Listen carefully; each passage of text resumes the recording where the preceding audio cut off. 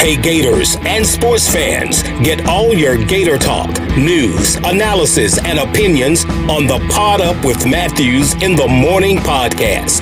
Find us on your favorite podcast platform or watch us on Facebook Live between 8 a.m. and 9 a.m. every weekday. Pod Up, because we are Gator fans. So say, it's great to be a Florida Gator.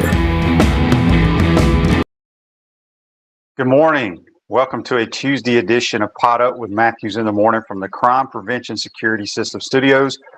Large enough to serve you, small enough to care. It's Tuesday. That means Buddy Martin. Also, second half of the show, we're going to have Lee McGriff, former Gator wide receiver, former Gator coach. Been doing the play-by-play with, the color with Mick Hubert for several years. Get his thoughts on the Georgia game and us moving forward as a football team. But it's that time of the week. It is Tuesday. Good old Buddy Martin. Good morning, buddy. How are you? Morning, Shaner. It's a good day to be a Gator fan. Yep. And the question is, how do we celebrate?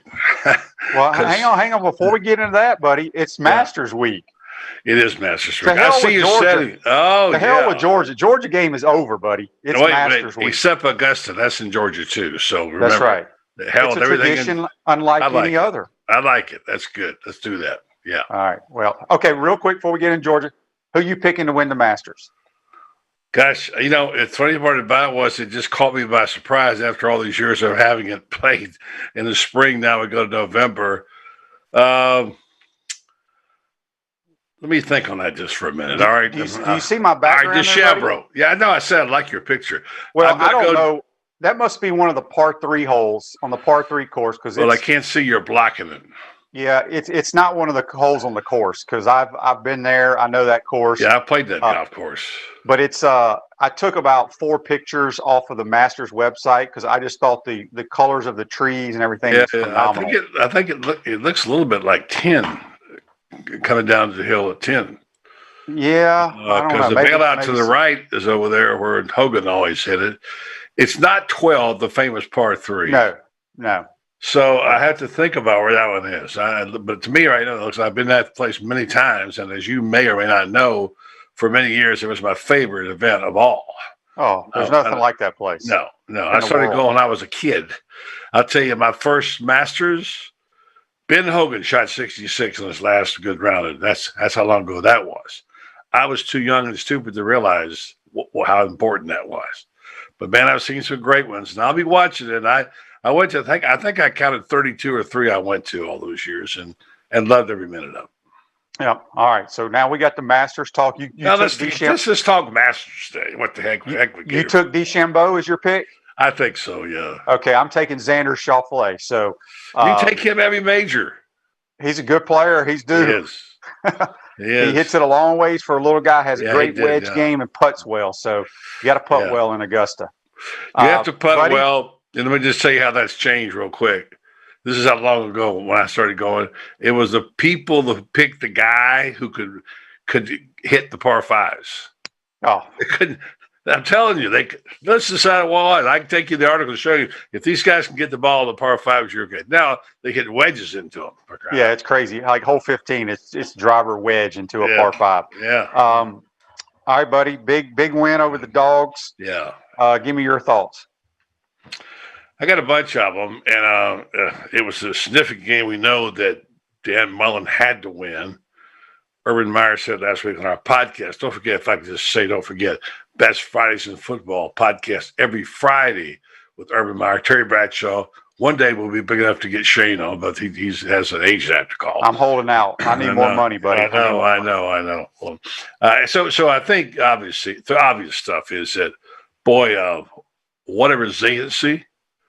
All props to the guy who now is an elite quarterback. You have to call him that. Urban wasn't ready to do that, but now said if he threw a couple of touchdown passes and beat Georgia, he would say Trask was an elite quarterback.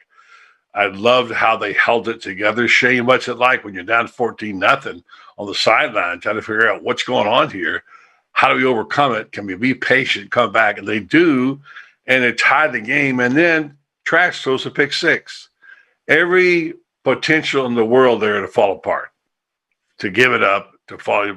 They didn't do that. They have a mental toughness, which I like about this team, and a resiliency. Tremendous win. Like I said, HBC wants to celebrate it. I'm sure you'll talk to him about that. But obviously, you can't celebrate because why? You got a pretty good Arkansas team coming to town with a pretty good quarterback. Well, they celebrated. It's time to, as you move forward. But I'm gonna tell you right now, buddy, it's blowout seat. Arkansas is not very good. It's Really? They're a wonderful story. I love Sam Pittman, what they've done. I love Felipe. They ain't played anybody worth a darn. They play A&M tough, but I'm telling you right now, it's going to be blowout city this week. Is it 18-point game? Is that what it is? Yeah, we will blow them out. Really? Okay. They are not very good. Now we may have a letdown, not really a letdown, but we may be sluggish. Yeah. But we are superior to them. The game, the thing that stood out, you just talked about it.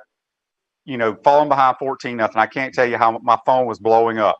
Not bad. People, but it's when you've been an athlete, you're used to these situations because Coach Spurrier's famous lines before we ran out of the tunnel of every football game: good things are going to happen, bad things are going to happen.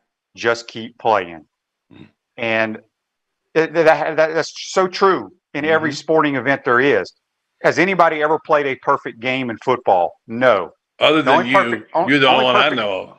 The only perfect game you can do is be a pitcher in baseball. So the other team are going to make plays. You just have to withstand it.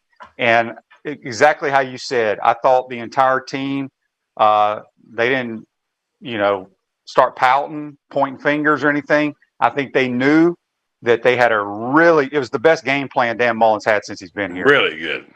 So I think they were very confident in that, and they just had to get into the flow of the game. And, the biggest play of the game probably was when Georgia goes up 14-0, buddy. They throw the touchdown pass. The kid breaks his ankle. So you kind of have a lull in the game there. Mm-hmm. But Stetson Bennett gets hurt. Yeah.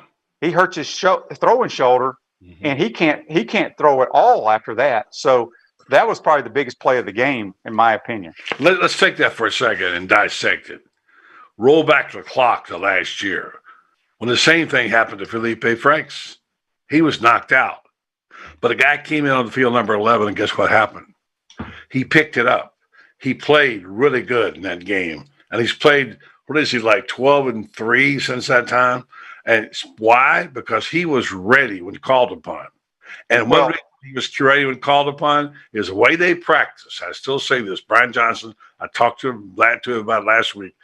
As you know, they have, and I told Urban this, Urban couldn't believe it, all three quarterbacks get equal reps in practice with the number ones. When that time came, he was ready. That's true, and they do a tremendous job. But I will say this, too. Kudos to Trask being ready, but part of his being ready is understanding how to play and having the ability to be an accurate passer. Okay, so let's just use Georgia for example. I don't care if DeJuan Mathis practices and gets every rep as the backup with the ones. Mm-hmm. When he comes into the game, he ain't going to produce because he's not as gifted. So what I'm trying to say is, Trask's story is great, but he had a lot of ability that nobody knew about until he got his opportunity. I don't know if I'm making a whole lot of sense. No, here. I understand what you're saying. Because there's a lot of quarterbacks that wait their turn and can't given produce. a shot, they don't produce. Yeah. Well, he's produced. He's turned into a damn good player. One of the top quarterbacks in the country. There's no question about it. But his understanding mentally and the key factor for him is accuracy. You got all these 5-star quarterbacks. We saw one play in for the team with the red jerseys on the other day. Mm-hmm. He can't throw a lick and will never throw a lick. I hope they play that 5-star quarterback the rest of the year and next year because they ain't going to win many games. And what did we say? We said this the whole time since last year. They got to get a QB. They don't have the guy from Wake Forest. He didn't work out. You got to keep them all happy. You played quarterback. You waited your turn. Right. And there's a lot of guys come and go, but he was ready mentally. He was trained right, and he's talented. And by the way, a couple of those dimes he dropped were amazing. No, he threw the ball really well. And I want people to realize, because I've never been one who cares about Dan Mullen and our staff signing X amount of 5 stars. You're right. You know, because if you look at the 5-star so-called quarterbacks in America, majority of them don't ever pan out, buddy. Just because some dude is sitting in a office somewhere and goes to some combine and watches a bunch of kids in shorts and T-shirts throw balls on air, they think they're going to be a great player. Mm-hmm. Now, the Trevor Lawrences, the Tuas, those are no-brainers. But DeJuan Mathis was the #1 dual threat quarterback in the country, and he can't play. So anyway, but no, Kyle Trask has had a phenomenal year. He's going to keep playing well. You know what's amazing is, buddy, he could come back next year and play if he wanted. He could, but he's not going to, because he'll probably be picked to get a 3rd round. Yeah, but I'm not going to sit here and say he's gone. Well, you make a good point, because the guy you got on next, who I love, Lee McGriff, he's great. You asked him this question. He's talked about this. When I couldn't understand why Trask wasn't transferring, I kept asking. He wasn't the first string quarterback last year. Why would he transfer? And I said one night on the show to Lee, I don't get why he didn't go to the transfer portal. And he said, "Did you ever stop and think he loves to be a Gator?" Correct. And you know what? I think you asked me the same question. Did.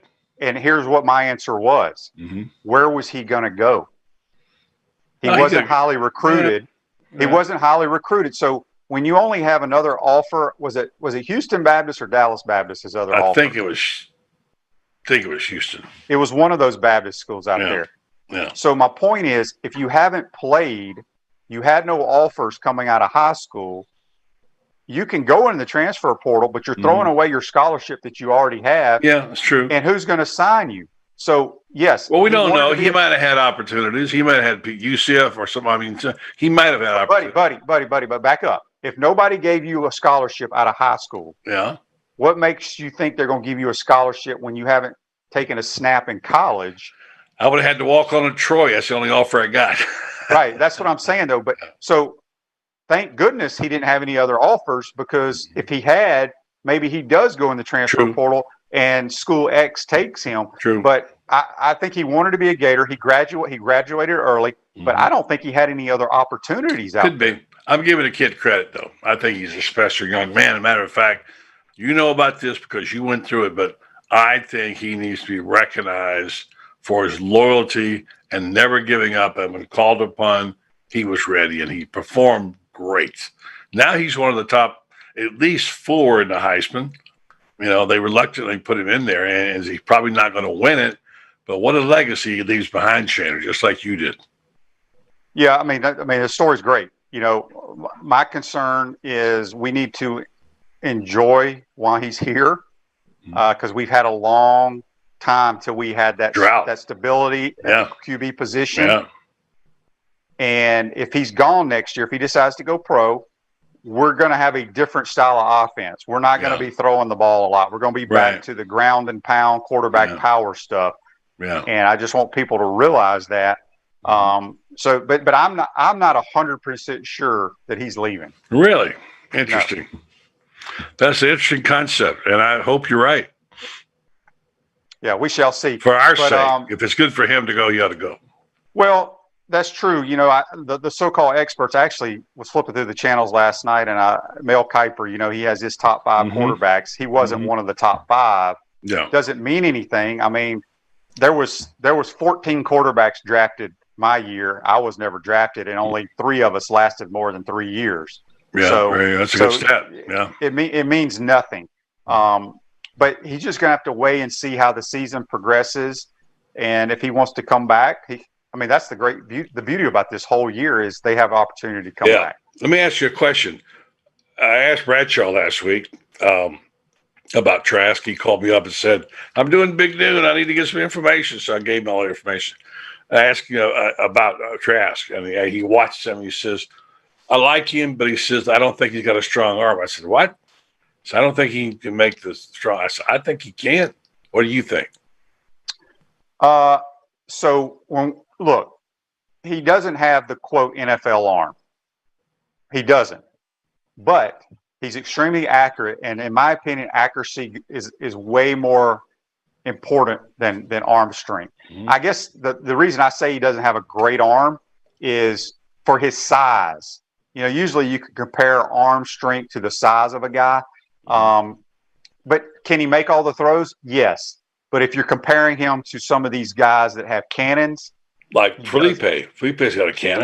Felipe. Here's the difference. This is where the NFL is so weird. You know, they worry about measurables way too much. Right. So let's say Felipe can come back, I guess, for another year too. But let's just say they both go to the combine. Mm-hmm. Felipe is going to grade out way higher than Trask at the combine because of the speed, the vertical, strength, shuttle, arm strength, all that stuff. Yeah, no doubt. But again, buddy, none of that, in my opinion, matters. But some of these general managers and these pro scouts, they love the measurables because they think they can take that guy. Oh, they get carried away with that crap. I get sick of it. Like Jamarcus Russell's of the world and make him a quarterback.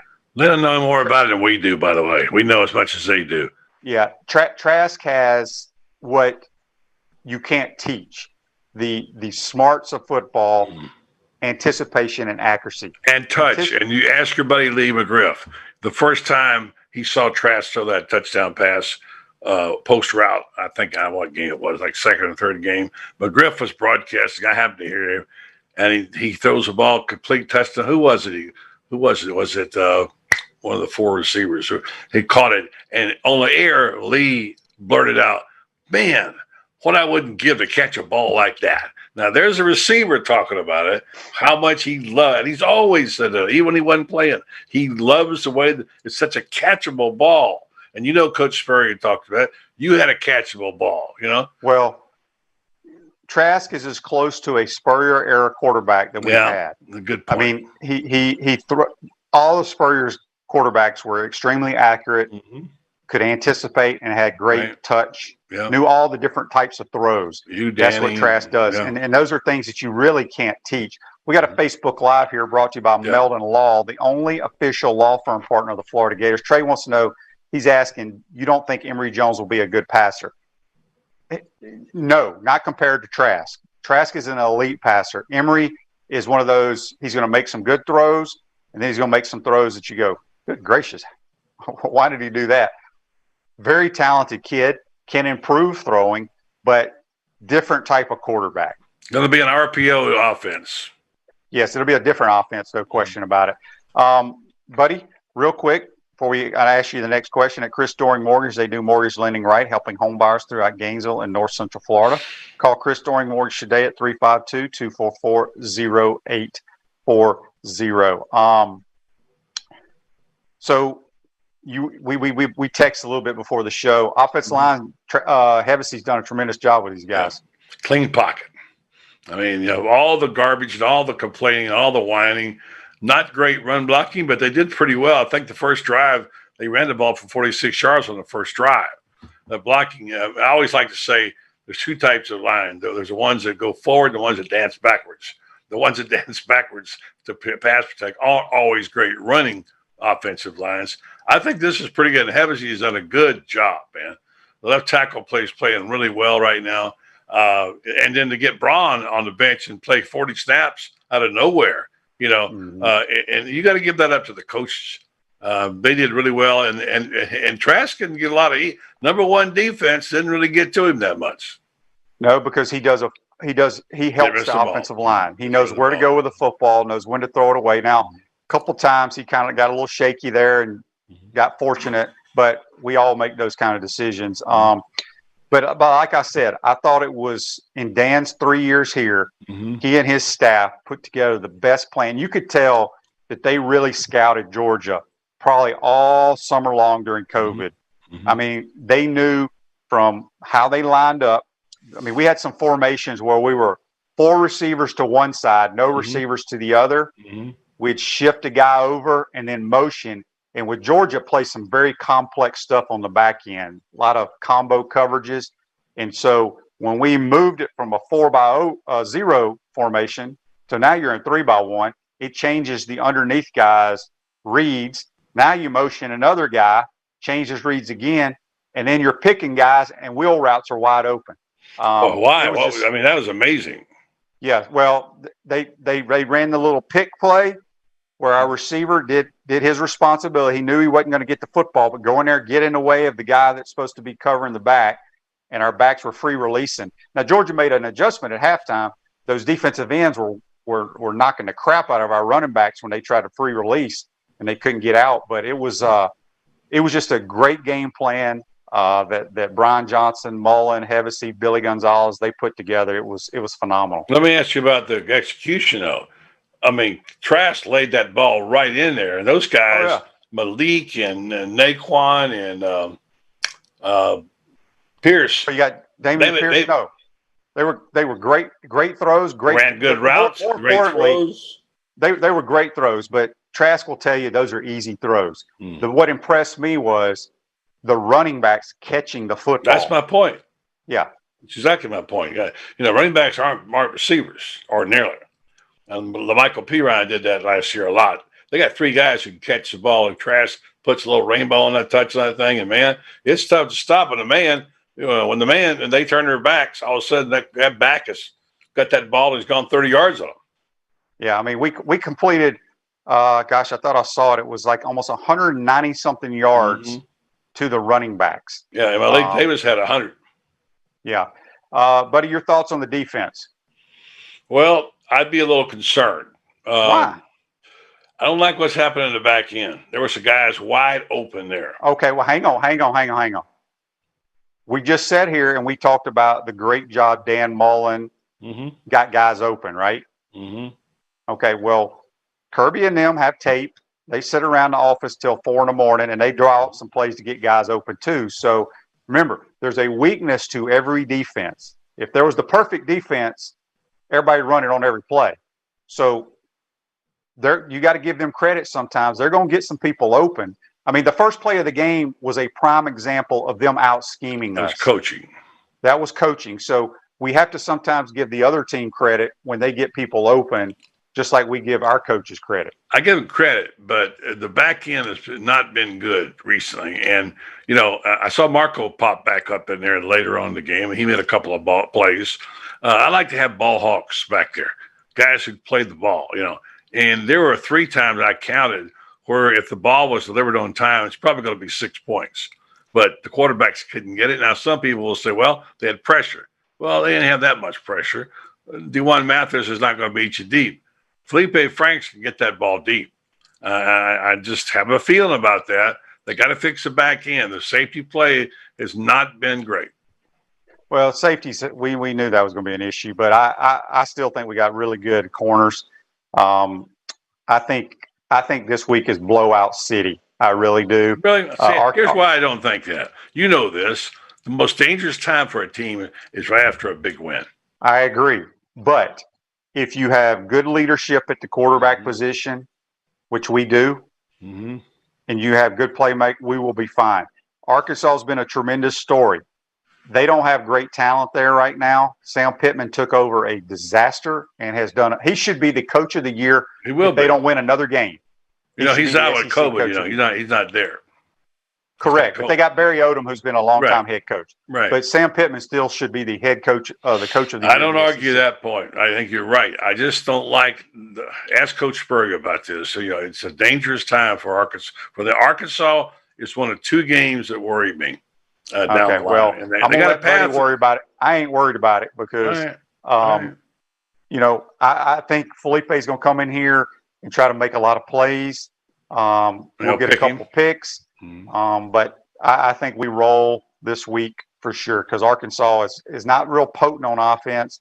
Defensively, they're just going to let you methodically move the ball down. I know your buddy Chris Doring last night on the show talked to me about what they're better than you think. They got a great running back, good running back. They got a good offensive line and 2 really premier wide receivers. He said they're really good 5-star guys. He said they're better than what you think. That's his opinion. Well, maybe they are. Maybe my eyes have told me, have fooled me. But I've watched a lot of them, a lot of their games this year, and we'll see. I mean, We do hopefully we'll come out and play disagree well. on that. Yeah, that would be good if it happened because it's all in front of them right now. Yep. It's every game is extremely important from this point on. Well, buddy, we appreciate you taking. Who's on the show tonight? You primarily and a few other guests.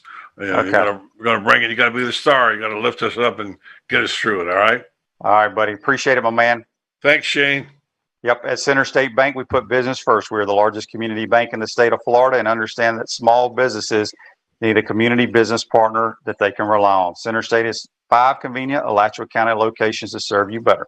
Center State Bank, member FDIC. We're going to take our first time out of the program. When we come back, we'll be joined by the old receiver coach and now the color man for the Florida Gators, Lee McGriff. You're watching and listening to Pot Up with Matthews in the Morning from the Crime Prevention Security System Studios. We'll be right back.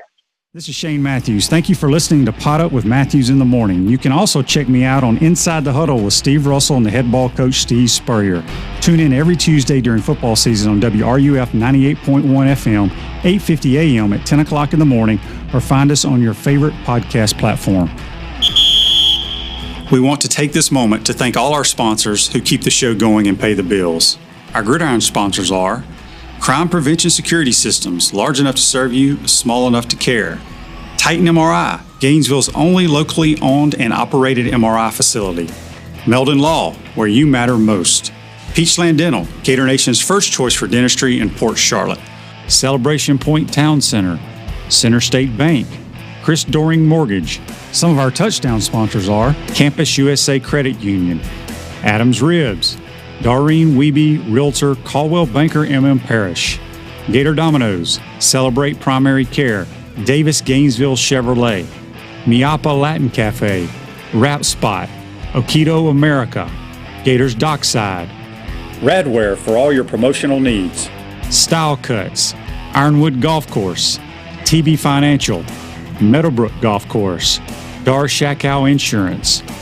If you are interested in promoting your business on the show, you can visit our website, potupwithshane.com, and click the Advertise button or call Freddie at 352-284-3733. Again, thank you for all the great businesses that support the show. Please remember, if you like what we are doing here, thank our sponsors and support the businesses that support us.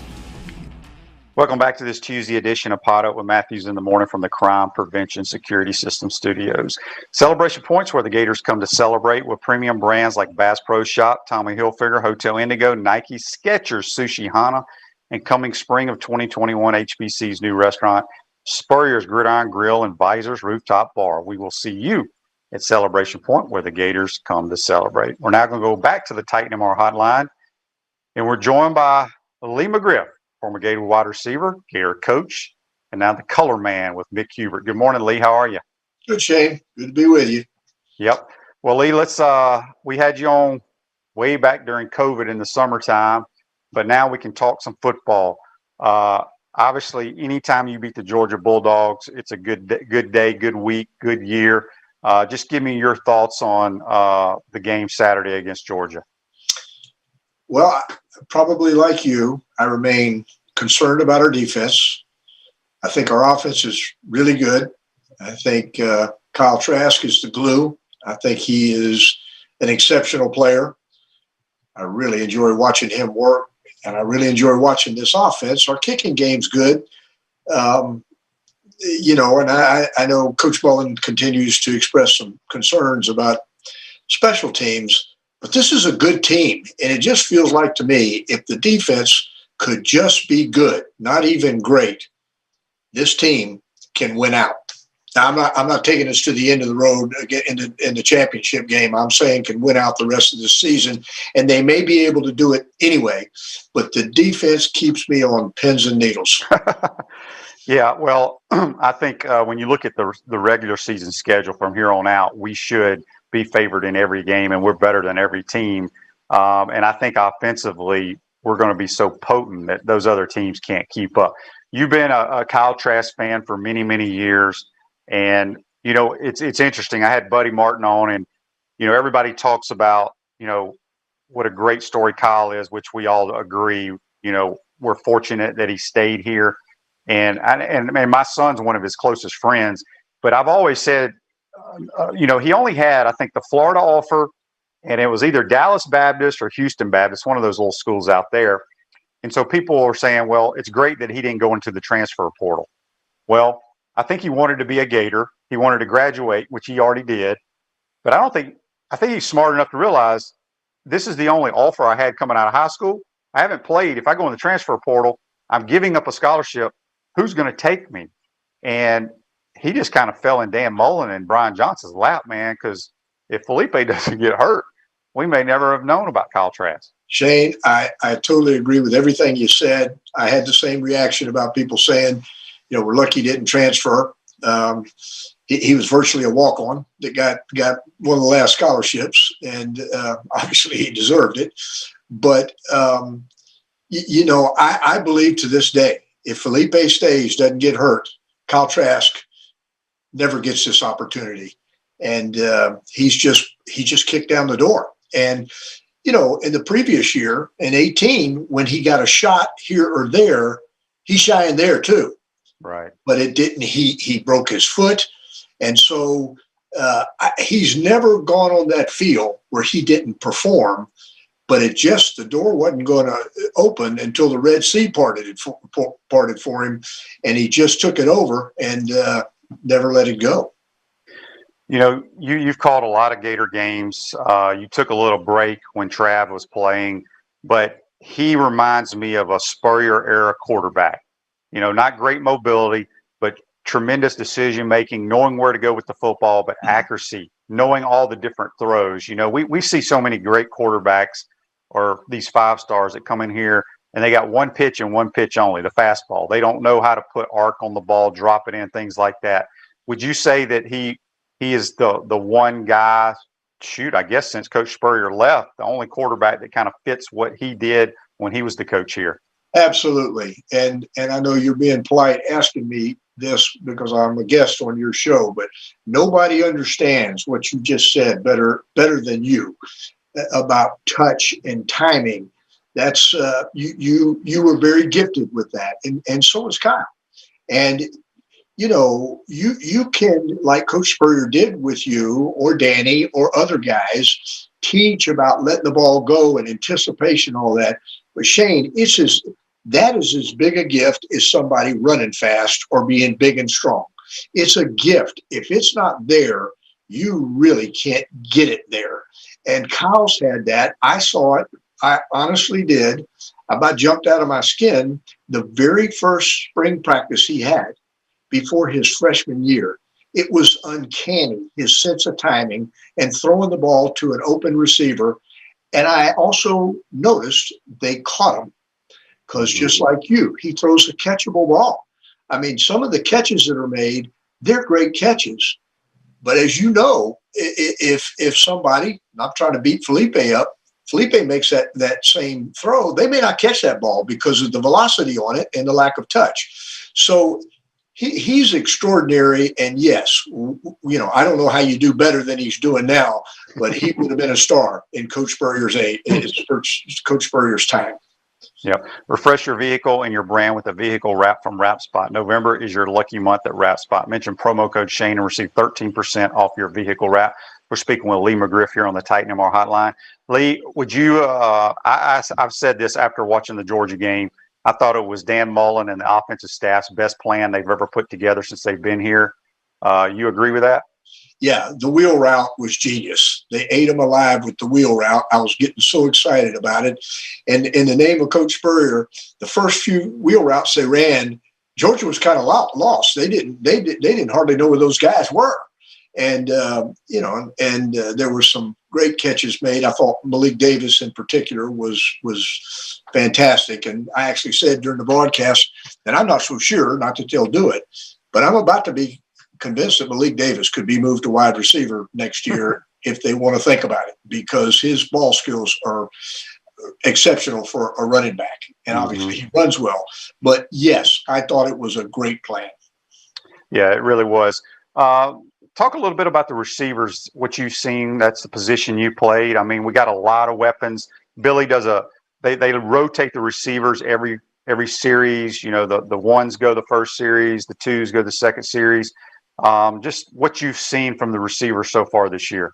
Well, I thought Tony, up until this last game, had really, really come on. And I always thought he could do that. I just thought he needed more reps in practice, even though they say he's always gotten plenty. But you know how some players are. If the path is not clear, they can't see how they're going to play a lot. Maybe they don't work a lot themselves on their off time. Whatever Kadarius Toney has done, just besides being here for a long time, his route running and receiving skills are really good now.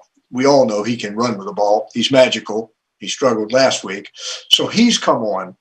You know, Grimes has started to toughen up and get consistent. One of my problems with Grimes has been he is really pretty, and everybody can see what he might be able to do, but you couldn't count on him. If he was there and was after it, wow. But if he wasn't, and he didn't sometime, the jury was out as far as I'm concerned.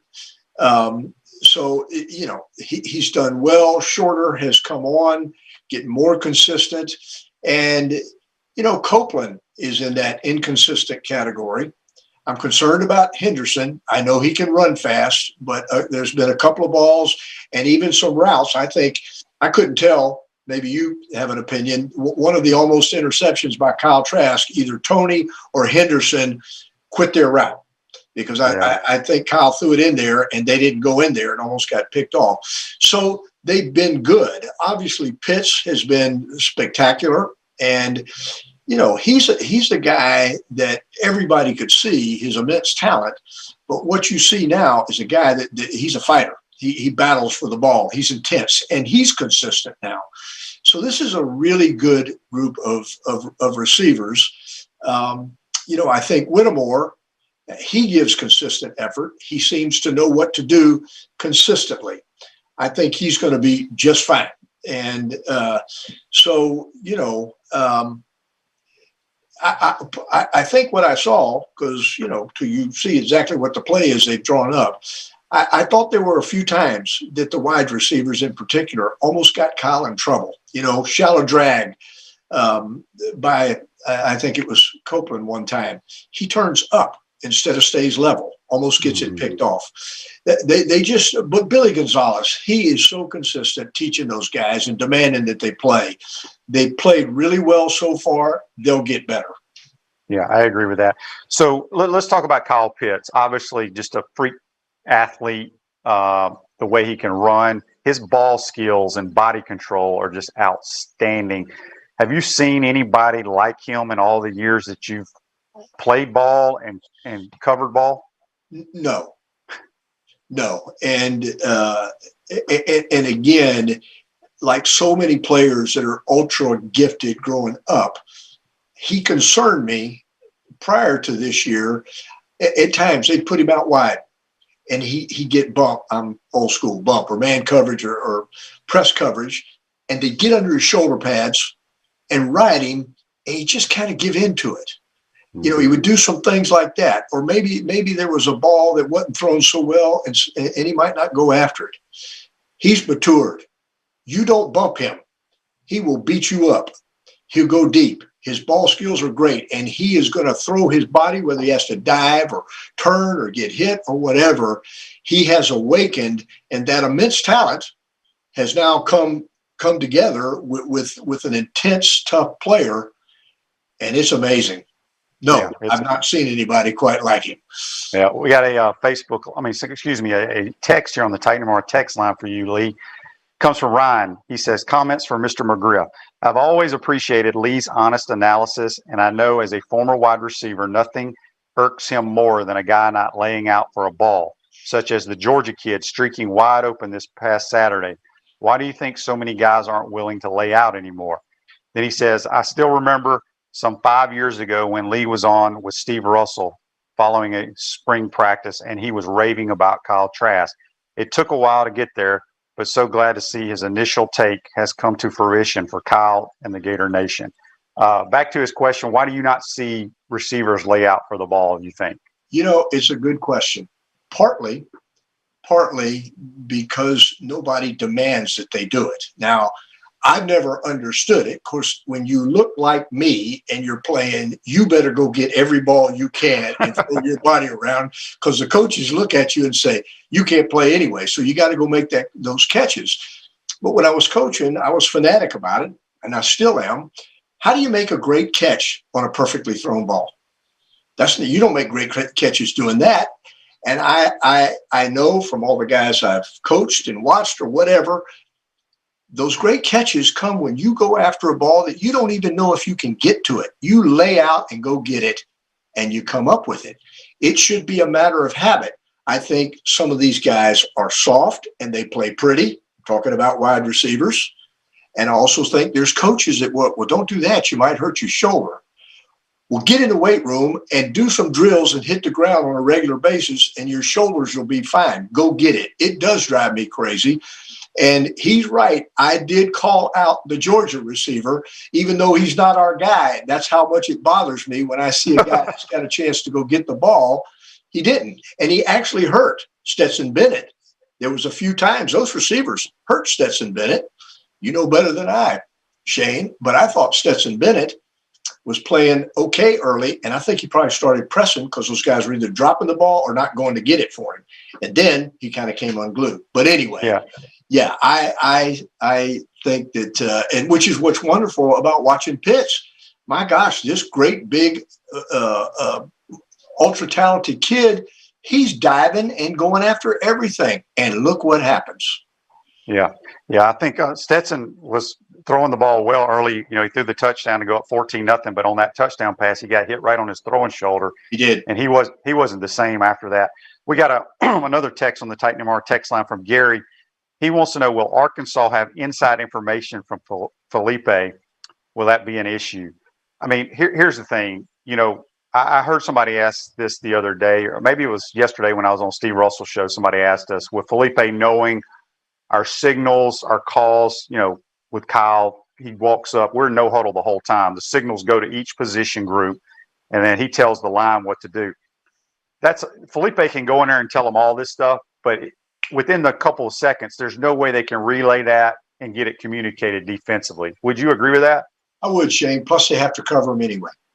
Yeah, they got to get to Kyle and rattle him, and you can't. You can get to him, but you're not going to rattle him. He's incredibly accurate, and there is, whether they're running zone or man. If it's man, they still got to cover our guys, and if it's a zone, they still got to get to their area. But there's multiple people that are running routes, and Shane is you're Shane. Kyle has proven. He's not stuck on. He doesn't just go somewhere. He'll check down. He'll go to the open guy. So I almost feel like you could say, this is what we're running. I know Coach Spurrier. He and I used to have these conversations. You may know what I'm doing, but you don't know what I'm going to call it. And then when I call it, then you still got to cover it. That's so right. I don't think it's a fact. I agree. All right, let's talk quickly. We got a few more minutes here with Lee McGriff on the Titan MR hotline. Let's talk defense. We struggled really bad early in the year. We've gotten a little bit better. I think a lot of it has to do with we haven't faced very talented offenses and quarterbacks.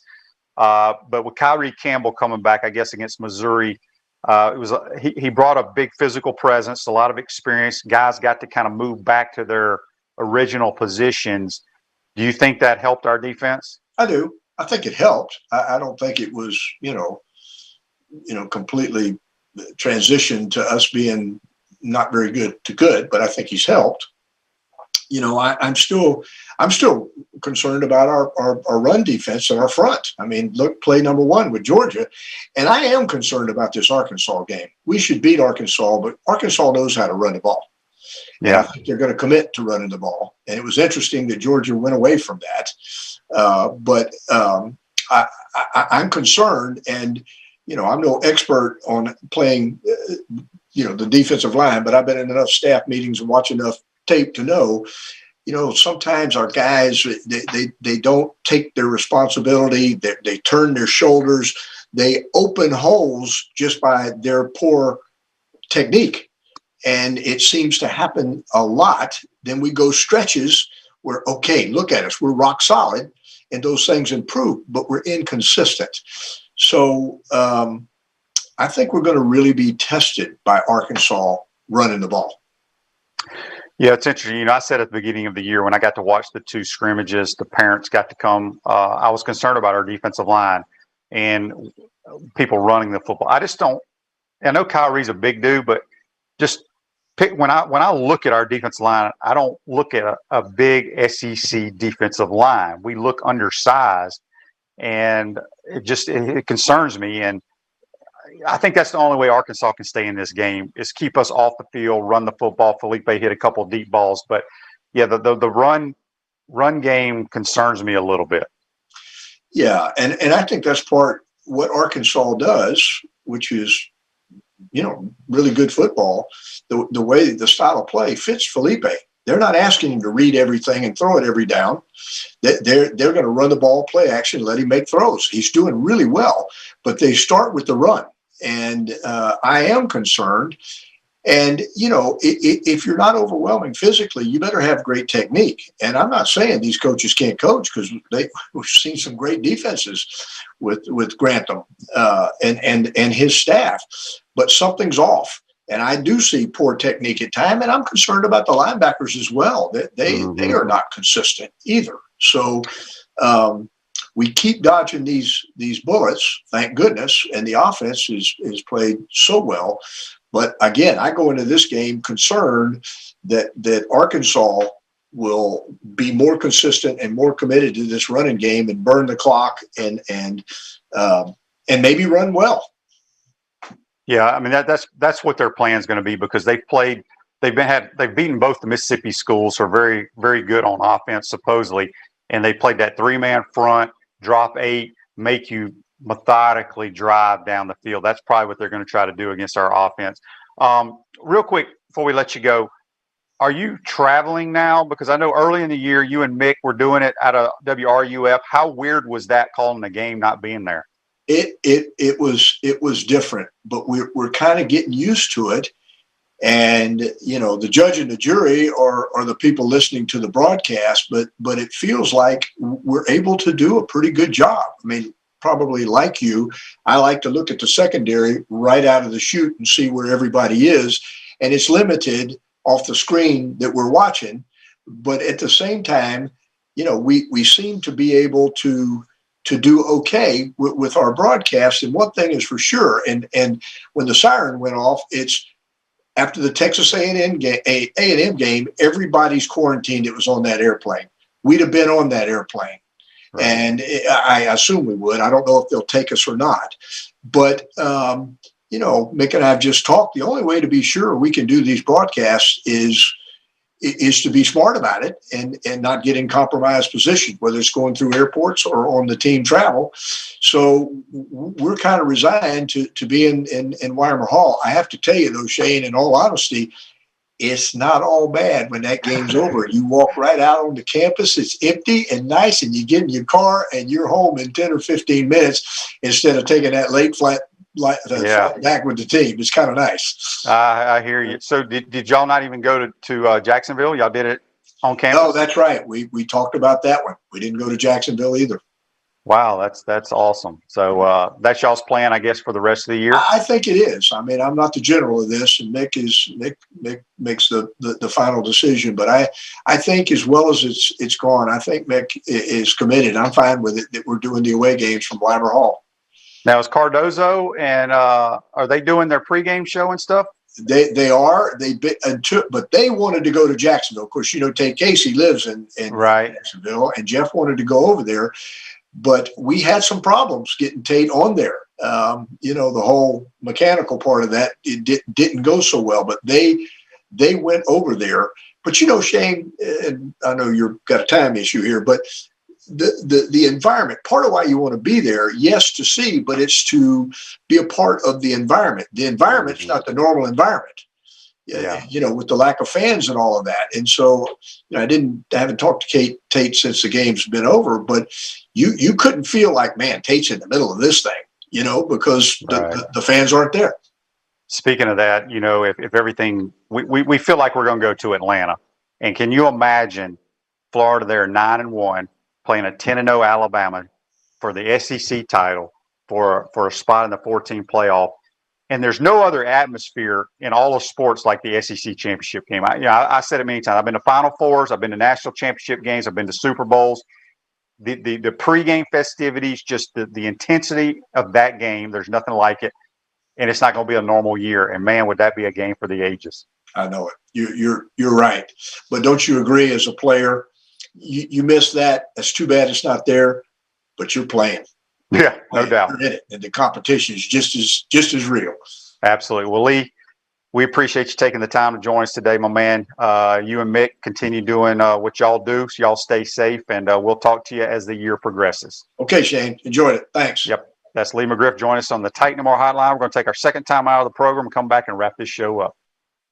Hey, Gator Nation. This is your former head ball coach, Steve Spurrier. Check out our show, Inside the Huddle with Shane Matthews and Steve Russell, every Tuesday during football season on 8:50 a.m. and 98.1 FM WRUF at 10 o'clock a.m. We want to take this moment to thank all our sponsors who keep the show going and pay the bills. Our gridiron sponsors are Crime Prevention Security Systems, large enough to serve you, small enough to care. Titan MRI, Gainesville's only locally owned and operated MRI facility. Meldon Law, where you matter most.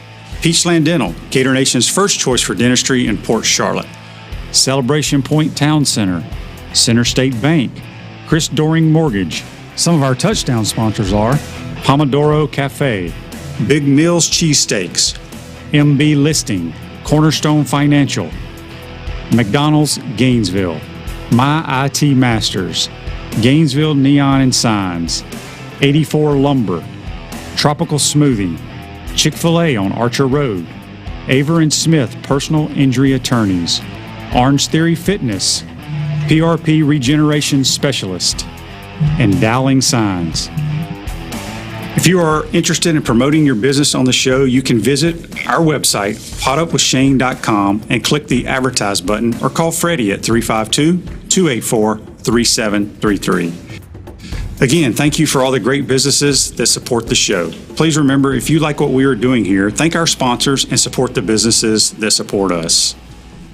Hi there, everybody. This is Steve Spurrier, former University of Florida head football coach, and I've been blessed with a lot of things during my playing and coaching career here at the University of Florida. Lucky to win the Heisman Trophy way back in '66. We won the national championship in '96. And now we're bringing that same winning attitude to the restaurant game. In the spring of 2021, we're opening Spurrier's Gridiron Grill in Celebration Point right here in Gainesville. So we need the 5-star recruits at all the positions in the restaurant, from the front to the rear.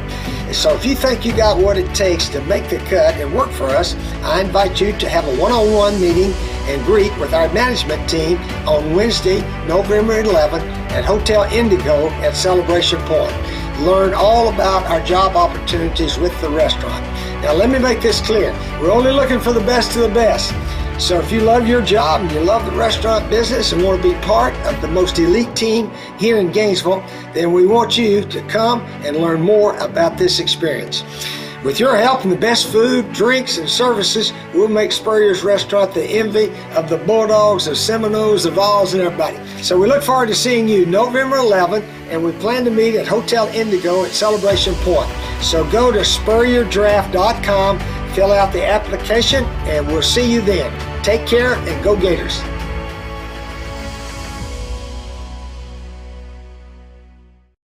Welcome back to this Tuesday edition of Pod Up with Matthews in the Morning from the Crime Prevention Security System Studios, large enough to serve you, small enough to care. Peachland Dentistry, Gator Nation's #1 choice for dentistry in Port Charlotte and surrounding areas. Visit them at peachlanddental.com. Don't forget, on Friday is our Peachland Dentistry JC and the QB weekend picks. Tomorrow's show, we'll have Gary Koch, All-American golfer here, also part of the NBC commentating crew. We're going to talk Masters and his career here as a Gator. Make sure you tune in for that. And I want to thank Buddy Martin and Lee McGriff for joining the program today. Today's show's a wrap, brought to you by Wrap Spot. Be safe out there, folks. We'll see you tomorrow.